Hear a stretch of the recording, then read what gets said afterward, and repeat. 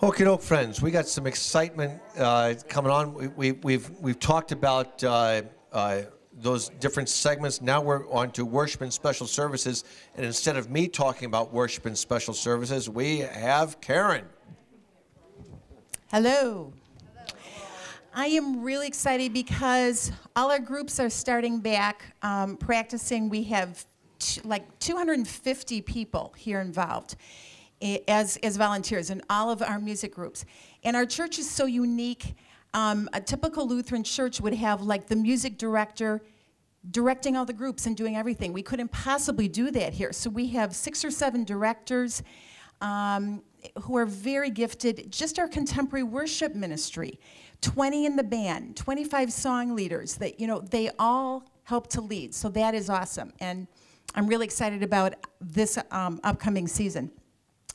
And the thing I'm really extra excited about is that as I was sitting down over the last year and praying about our music plan for the year and thinking about Christ Community and Church, how can we fire up our own people around Christmas so their faith grows? But how can we fire up people in the community to say, you know what? They are doing something really cool at that church. Will you come with me? And that our people do that too. So back in March, I met with my advisory council. 3 of you guys are here today. And I posed a question to them. I said, last year we did a very traditional thing in December. Our choir led, and it was great. And I thought, I want to do something contemporary again this year. So I started researching what's out there, and there are some new things out and new ideas to do. And then I started praying about, well, Lord, just really lead us. Show us what you would have us do. And I kept thinking, why not do Imagine Christmas again? It was so different for us. It was so unique. I think it had a really big impact. And there were, after that weekend 2 years ago, so we did Imagine Christmas 2010. When it was over, I had a number of people come up to me and say, Karen, if I had any idea what this was going to be like, I would have invited my neighbors. And so back in March at our meeting, at the advisory council meeting, I said, I'm going to do something contemporary. And I ended the meeting with, and I'm going to pose a question to you. What if we do Imagine Christmas again?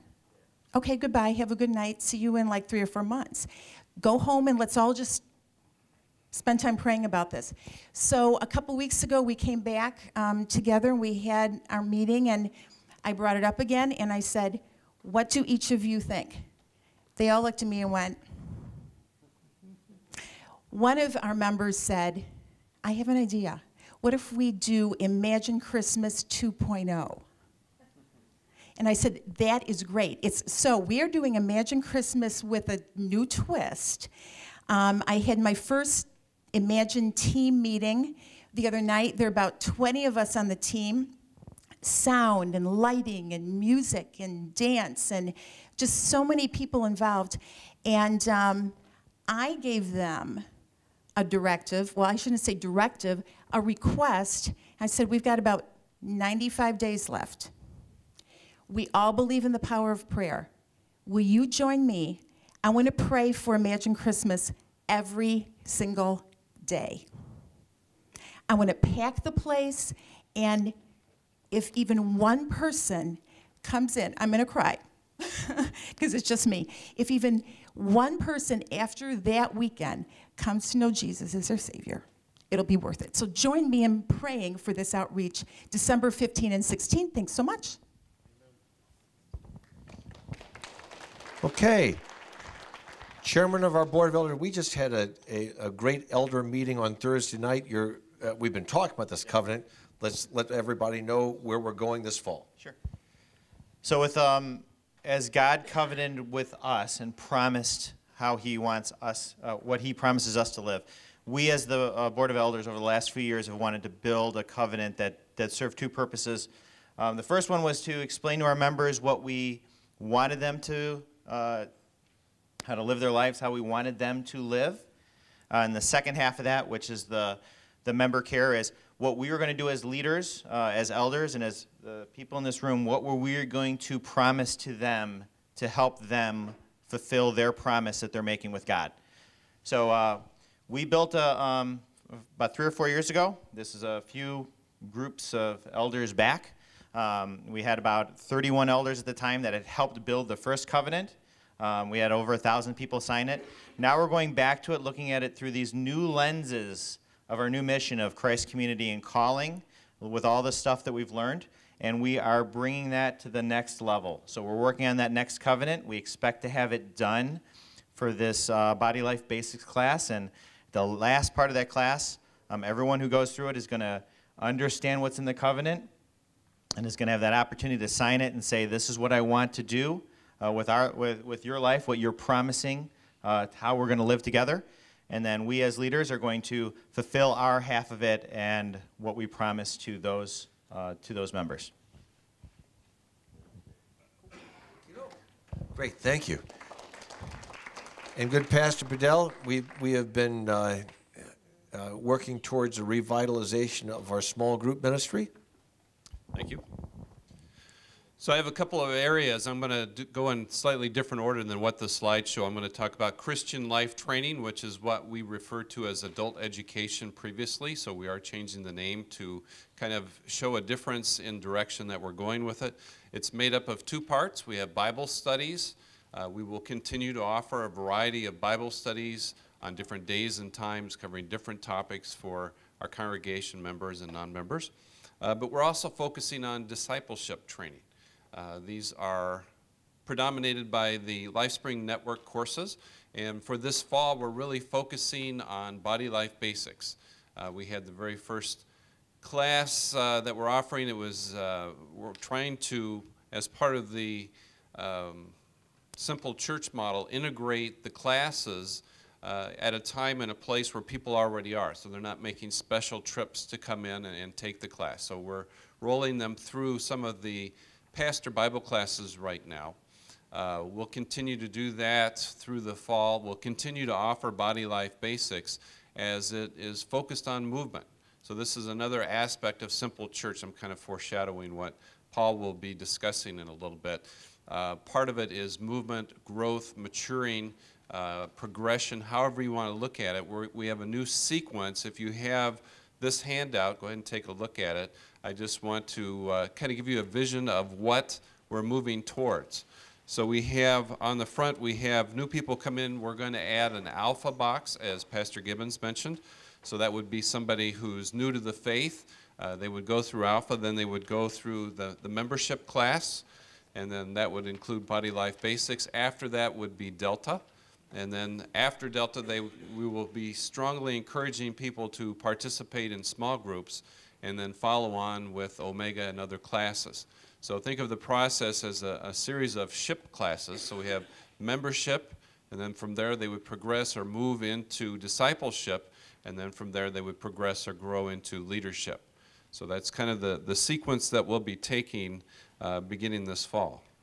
The other aspect of my responsibilities will be working with Jason in small groups, and I wanted to just touch on that a little bit as well while I'm up here. So currently we have about 40 small groups that are active. We have about 300 people that are in those small groups, and our goal is to increase the number of small groups and also the congregational participation in the small groups.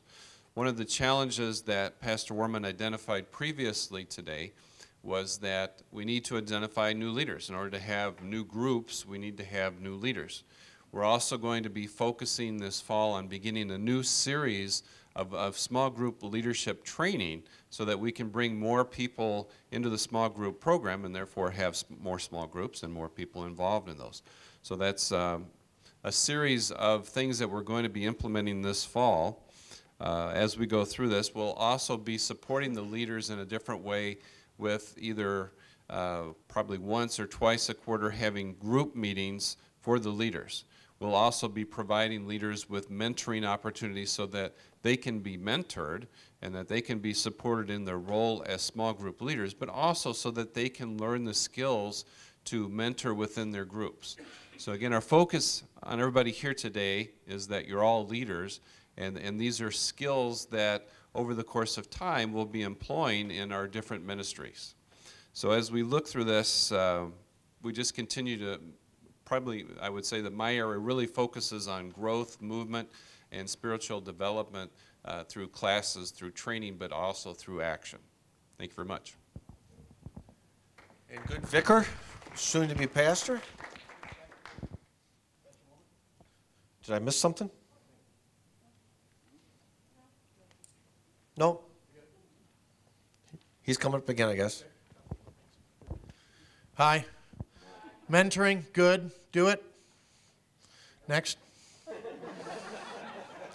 No, but the idea behind establishing, because we're a little bit further out now when we're talking mentoring and really getting that as a large-scale movement here, we're going to go through this process first, and hopefully mentoring will make more sense. I know that still to this day that the whole idea of a mentoring relationship is a little eerie to some people, I think, at Trinity still, because it's very different from how we've done it, right? It's been either haphazard or not organized in any way. What we're going to try and do is make it normal. And we're not going to say you got to meet with somebody weekly. We're going to trust God in you. But are you meeting with somebody once a year and going, hey, here's where my life is. Can you give me some insight, some wisdom, some guidance as to how I might redirect my life to be more obedient to Christ? Again, the whole philosophy behind this is you're the perfectly wrong person to give yourself advice. So why do we keep trying? Right? And we're just continually missing out on the gold that we have. To me, the greatest untapped potential in Trinity is the multi-generational possibilities that we have. Okay? That we've got people who are 80s and 90s. It's one of the reasons why I came to this church. Okay? To be mentored by people in their 80s, and it's reality. Okay? And it's really a powerful thing. But we get that going in a good way. We're going to get the small groups ministry rolling first. The small group ministry leaders will be mentored by our mentoring network. Okay? And then they'll be accessible to everybody.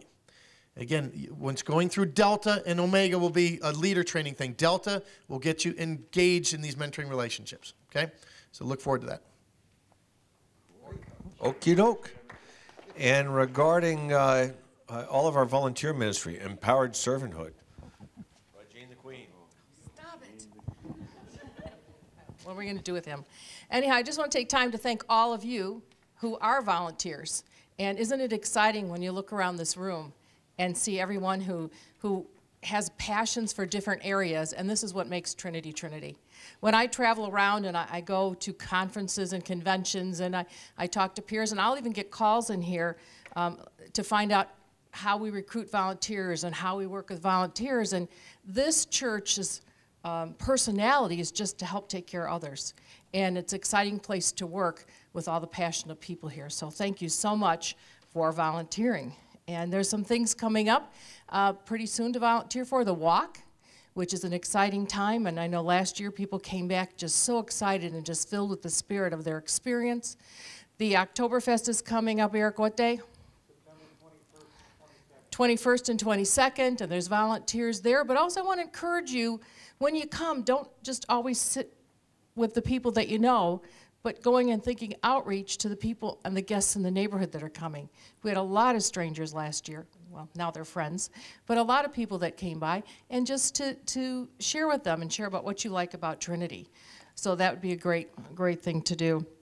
And we're coming up to empowered servanthood as we get through the Delta programs and things like that. There's a whole educational process for empowered servanthood to help people find where God's calling them to serve. So be watching for that in the near future.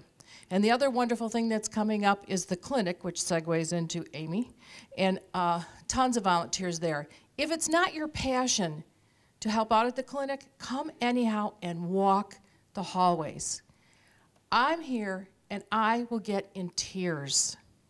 The hallways are filled with energy and love and care, and the Holy Spirit just permeates this whole building. And I'd say there's 2 or 3 times I'm in tears, right, Aim? And we'll just go together and go, oh, because it's just so exciting. So even if it's not your passion, just because you're a leader and a member of church, come find out what it's all about and walk the halls and see God and the Holy Spirit in work. Amy, you can finish up with the clinic. Okay, clinic, Saturday, November 10th. Write it down. Saturday, November 10th. We are accepting clothing on the Saturday before, which is the clothing drop on the Saturday, November 3rd, I believe. You just pull up right over here, and we have a bunch of people that come out and unload your car, and we already have people gathering coats for us, an organization that I'm going to go speak at in a few weeks, a women's organization that is wanting to buy new coats for us having at the clinic. So very excited about that. That will be coming on. We will have online registration. So most of you have worked the clinic. So one new thing that we're going to be doing with the clinic we're thinking of is having a table host in the eating area, but that is still in the works. It's sort of like somebody who would be sitting at the table and getting to know and sitting and talking in addition to the advocates that wander around. So if you can't wander around and walk, like a lot of people that need to sit down only, then we might have a place for you just to sit and visit for 2 or 3 hours during the clinic in that time. An exciting thing happened, if you want to call it exciting. I was trained in June by the University of Illinois Extension on food safety at the food bank out in Geneva, and it has come to Trinity's time that we are not a food pantry, and in order to reach certain guidelines in the food pantry business, we'd have to really make some changes to our distribution of our boxes of food.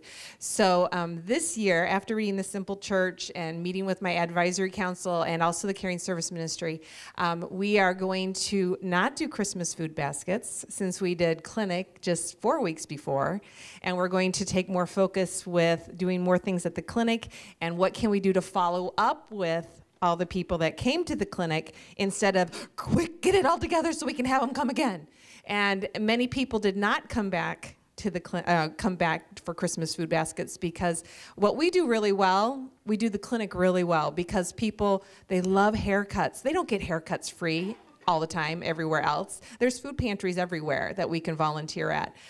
They love the family photos. They love, sitting down and dinner. They love the clothes. I mean, they just love the clothes.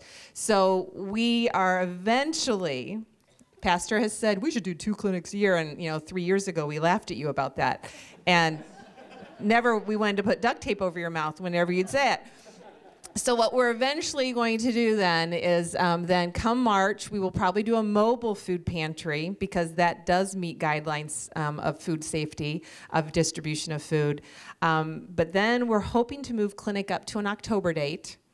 And then, so that would be of 2013, and then work to have a spring clinic after like the state basketball tournament before it gets really busy with spring sports. So that's like more in the 2012 or 2014 timeframe. So that's in the works. So your wish has come true because we do it really well and we want to continue to do that well. And we're hoping to recruit then new leaders that can volunteer with our existing leaders and then possibly be my spring clinic team and then my fall clinic team. And the last thing I need to share, so see, you're a coordinator, you're in agreement of that, right? Yeah, okay, good. So there will be no more food pantry or food basket as we know it, and it will be 2 clinics a year within the next 2 years.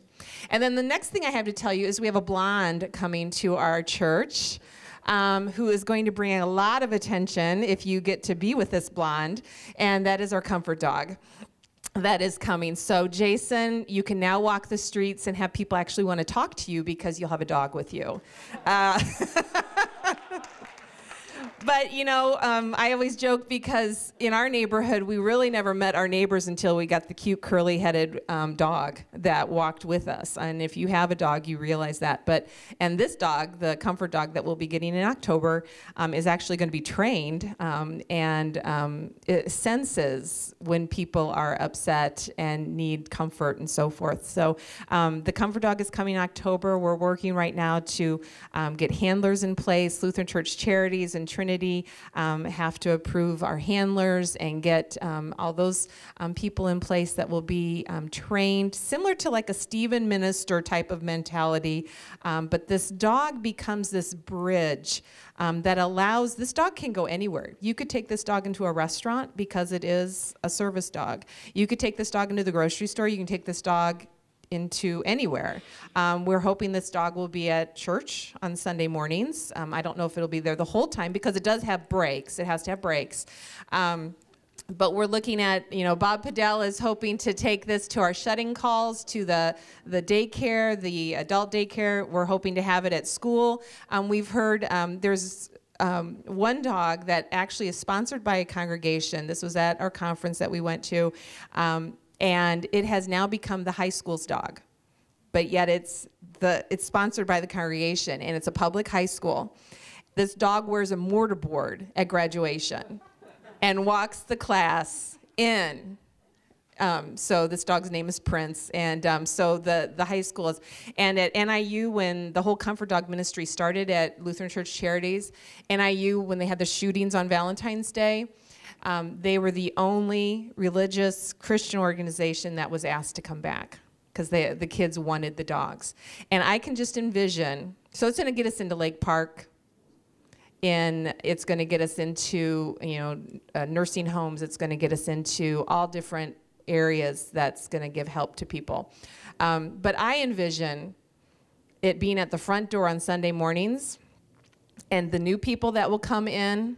Yes, the new people will be talking to Tom, but their kids will be going towards the dog. And on a Sunday morning, you know what those kids are going to ask their parents? Are we going to that church that has the dog? That dog is going to become this bridge. That's what the Lutheran Church Charities, they call it this bridge, because it becomes an outlet for, you would talk to me if I have this beautiful dog, but otherwise you aren't going to talk to somebody if you're not having a dog with you. So with that, we're really excited about the blonde that's coming, and just God's peace to all of you. Well, honey, if I ever come home with blonde hair on me, you'll check the DNA and find out it's dog hair. Yeah, so. SMP program, when we talked about the last section, Servant Leader Incubator, we've been working on this for a number of years. Finally, we have 2 graduates, Pastor Gibbons and Pastor Bedell, who are all the way through. If you remember, we worked with Hisham Shihab. We got him through that. We worked with Samuel Nasser, got him through that. Nick Rivkin grew up through this. Right now we have in different programs. We also have right now Scott Peterson's being trained as a lay minister. So we are picking leaders and finding leaders and training them into different levels of service, and that's what the Servant Leader Incubator is all about. And Vicar, that's good. That's enough. Cool. On time, we've worked through our issues. Just so you know, for the coming times we get together on leadership, we're spending more time in training on ideas and concepts, and we're gonna do other trainings as we go along together. But we spent a lot of time kind of getting the idea behind this global image and all the different chunks so that we're talking the same language. And there's a lot of stuff being thrown around here. We got alphas, we got deltas, we've got body life basics, we've got comfort dogs, we've got this, we got that.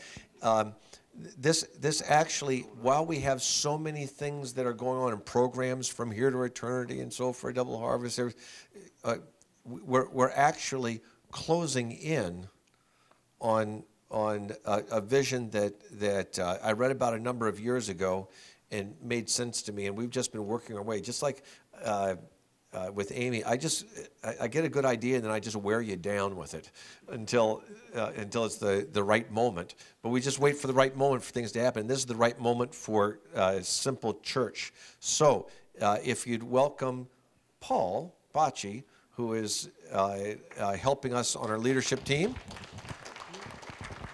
Thank you. When Pastor went through the org chart, he said I was a full-time, part-time, or part-time, full-time, something like that. Norm wanted to know which it was, and I couldn't answer, but thinking about it, I think I'm like everybody else in here. I'm an anytime worker. Okay. Simple Church. A lot of you have the book. Some of you are waiting for the book. A show of hands. Who hasn't read any in the book yet? Okay, so this should work then. All right. A bit about the book. The version you're getting's got a 2011 copyright. The book's older than that. It came out in 2006, so it's been around for a while. If you Google Simple Church, you'll see all sorts of stuff about home churches, and they have really embraced the concepts in this. So it's going to be a bit of a challenge for us, perhaps, to apply some of these concepts here. It's the result. The book is a part research report and part philosophy book. What it's not is a how-to-do-it book. All right, it doesn't tell you, despite there's a chapter in there about getting simple or how to do it, it doesn't really tell you how to do it. It tells you, it's more, you can tell if you're doing it right by reading the book, but it's not going to, but we're kind of on our own to figure out exactly how to do this. All right, find the right buttons here. That's backwards, okay. Okay. Pastor gave us this definition of what a simple church is. I think the important words in the definition are that it's a congregation that's designed. There's intent behind this. It didn't just happen, okay, and that there is a process. The process moves people, all right? So if we're stagnant, if we don't see motion, then we're not being simple. We're being congested, okay? And that the goal here is spiritual growth for all of our members. Okay, I guess I got to get used to the animations here a little bit. All right, there's four aspects to being a simple church, and I'll go through these four. What I'm doing here basically is talking about chapters, kind of a little bit of chapter 4, and then 5, 6, 7, and 8 from the book. So if you've read it, then this is orienting it. If you haven't, this is what I think is the meat of the book. There's kind of 4 essentials. There's clarity, movement, alignment, and focus. And the arrows are significant because you can't, if you try to get movement without clarity, then the movement ends up being random. Okay? If you try to get aligned before you're moving, then nothing really good happens. The story I've been using here is about driving an old car or an old pickup truck, or trying to push a car and get it to turn around or something in a limited space.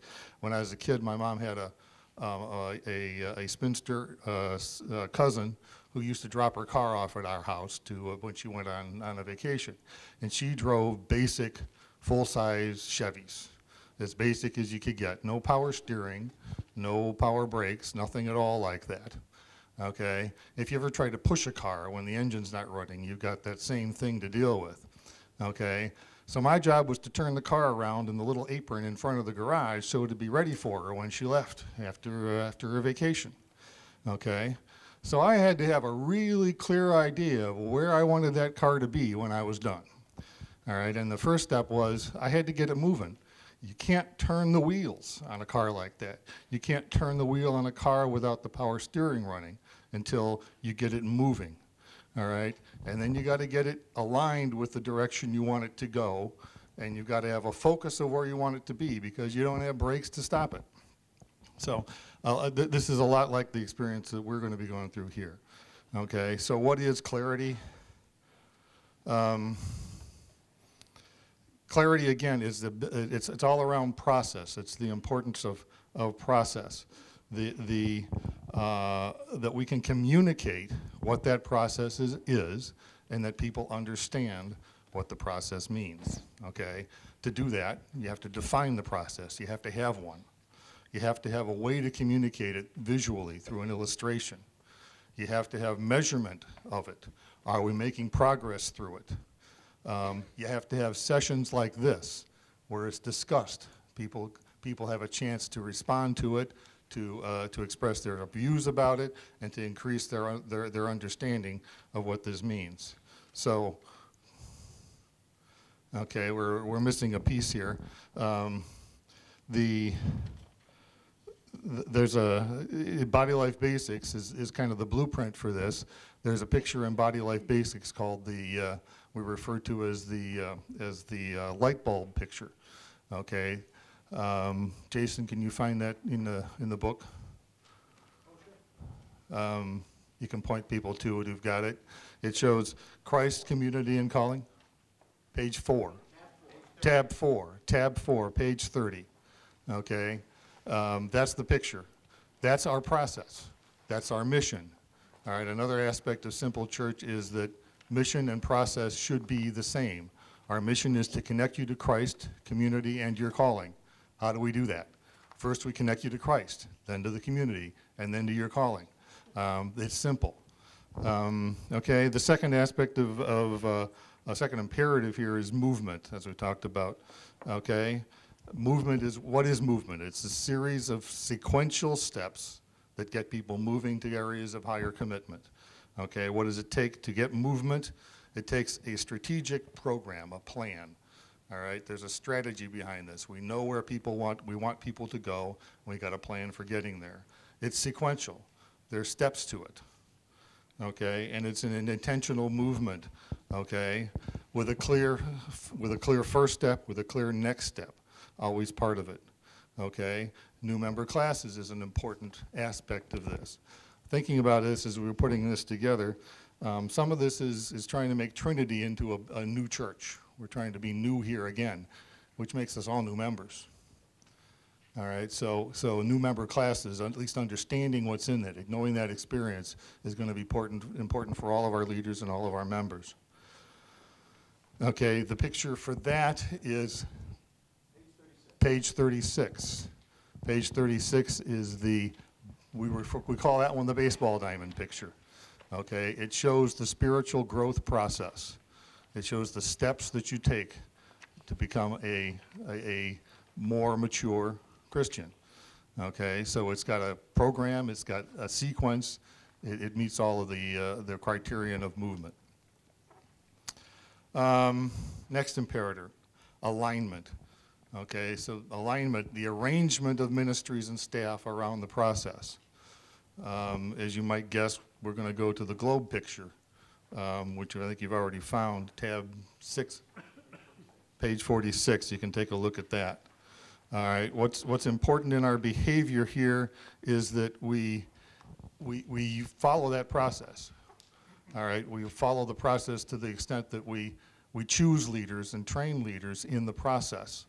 Okay, we don't go for the best guy available and then build the process around him.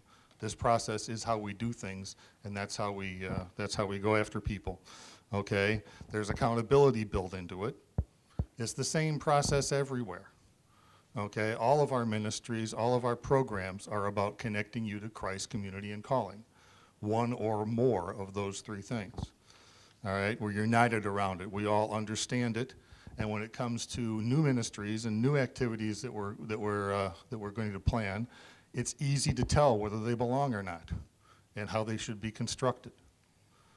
And most importantly, everybody understands that. It's not a matter of turning to the leadership to get, particularly going to the senior pastor to get an idea about that. We all need to know this well enough that we can make that judgment on our own. Okay. And the last piece here is focus. Commitment to abandon everything that falls outside of our process. Okay. Now people tend to look at this and say we're going to cut things, and there will be some things that disappear. But Amy made the point when she was talking about choosing between clinic and food baskets. All right. Yeah, we're getting rid of food baskets because we found another way to do that, and it allows us to add to our clinic ministry. So it's as much about adding as it is about eliminating. The important things here is that we're building the process into the things that we do. Okay, the process and progress through the process is the focus whenever we do these things. And that repetition, that, you know, finding it everywhere you look is one of the things that makes it easily communicated and gets everybody's understanding up on this. I think that's all I had to say about Simple Church. We haven't done much Q&A here. I'd be happy if there's any comments or questions about either the book or where this is going here. Maybe this would be a good thing to do. Dave. Before Josh Ebert brings it up, because Josh is our Six Sigma process expert. Another key thing in Simple Church is that everything needs to be measurable, so you can decide if it's really helping or not. And that's the key thing that I got out of it, is that we're gonna, like the elders are measuring things with membership and attendance and various pieces.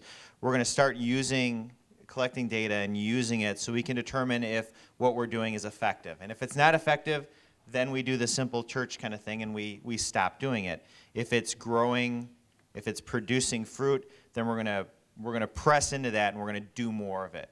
So we're gonna prune where we need to, and we're gonna grow where we see the Holy Spirit moving through us. Anybody else? I urge you to read the book. Some people liked it, some people had some trouble with it. There's a lot of statistics and kind of reported in it because it is a research report. But there's a lot of philosophy in it too, and that's the pieces that we're picking up. You know, the research is there to convince you that they know what they're talking about, and then listen to what they're talking about. That's the real message. Thank you, Paul. Here's a great example. We are not doing Fall Festival this year. How many of you have ever been a part of Fall Festival? Okay. Fall Festival was originally designed to accomplish what? The first time we did Fall Festival, safe Halloween trick-or-treating. Everybody was going nuts. Remember, they were saying we're going to take all of our candy and have to have an X-rayed, and so that there's nobody's going to pay. And we said, you know what? Let's provide a safe place for families to come. And what we did is we got all the grandmas and grandpas to stand at all the doors of the school, and the kids could walk all the way around and knock on doors and say trick or treat and all that kind of stuff. That was our first fall, and we had some other things for people to do. It morphed. And it kept on getting bigger and bigger, but the idea was getting our community into our church, into our facility, and being able to do something with them. And over the years, it turned into an event that people were dreading doing, because they said it's so hard to get this done. We spend so many hours on this, and who are we reaching? Members of our congregation who would bring their grandkids there, and we can still provide the safety thing, but really is Halloween safety a big issue right now? So we spent literally hundreds and hundreds of hours of volunteer time to be able to have a party. It says this wasn't getting us toward our aligned focus and direction, and people were spending time instead of accomplishing Christ's mission. Now, as we go through, we got to look at every one of our programs. That's what we talked about, doing some more and more measurements. And the one thing, our computer program is built, and we've designed it so that we can measure more and more. Everything that we're doing, we're trying to get the metrics that go along with it and be able to minister to people in need, so that, well, you know what? Maybe we are the Acts 2 church more and more. I know it took them a little while. If you remember, in Acts chapter 2, when they started talking about all these things that were going, what's the first thing that happened that the church struggled with after Acts chapter 2? The first thing they did was the leaders got sent into jail and survived. And then everybody was mad at each other because the Greek widows and the orphans weren't getting the same food that the Jewish widows and orphans were doing. So they said, okay, we're going to set some people over that and give that responsibility. They started organizing it into it. Food distribution has been a real challenge for us, and praise God for safety issues. You know, we've been doing this very safely, but as our program has morphed, it used to be that we gave canned goods and staples, and then we would give things that wouldn't spoil. We never did any refrigerated things. If we were going to give meat, what we did was we went over to Mrs. Gorski, and we said we got some certificates for fresh meat from Mrs. Gorski, because they're right in town, and it says if you need fresh meat, this is where you're going to go. And we would all do it through the grocery. Well, this is morphed into, we're a full-fledged grocery store with our food distribution. We got frozen food, we got fresh meat, we got all kinds of things, and just to accomplish what we really want to do, well, that's why we're pruning that part of our ministry. And it hasn't been a direction from the leadership, but rather it's been the group of people who have looked at their programs and said, you know what, this isn't accomplishing what we wanted to accomplish. It's not leading folks to Christ in the same way. There's better ways to handle this as an organization. We've got lots of places for people to serve. It's not like we're taking away anybody's service opportunity. Here we go, let's do it another way. And that's what we as leaders have to be looking at. Thank you for investing this morning. We're ready to pray and go, and if there's one other thing. When is our next one of these that's coming up? January. I want to say it's January 8th. 12th. January 12th. That's my brain got ahead of me. So January 12th is next time. When we do the next time together, we're going to be talking about our springtime and summer, and we're going to get further and further out with what we're doing, get reports back as leaders of how we're doing, some of the metrics, and then make plans for future work together. Thank you to the staff for being here. It's important for the staff to be working with the lay leadership. Thank you for the lay leadership being here. It's important for all of us to get on the same page. For those who are on advisory councils, we need more of the folks on advisory councils, because now, as you learn and understand where we're going as the body of Christ, now you're going to give much better advice. And say, does this match up with the goals that we have as a congregation? Is this going to accomplish the mission of Christ? And for all of us, it's been a blessing for us to be with one another in prayer.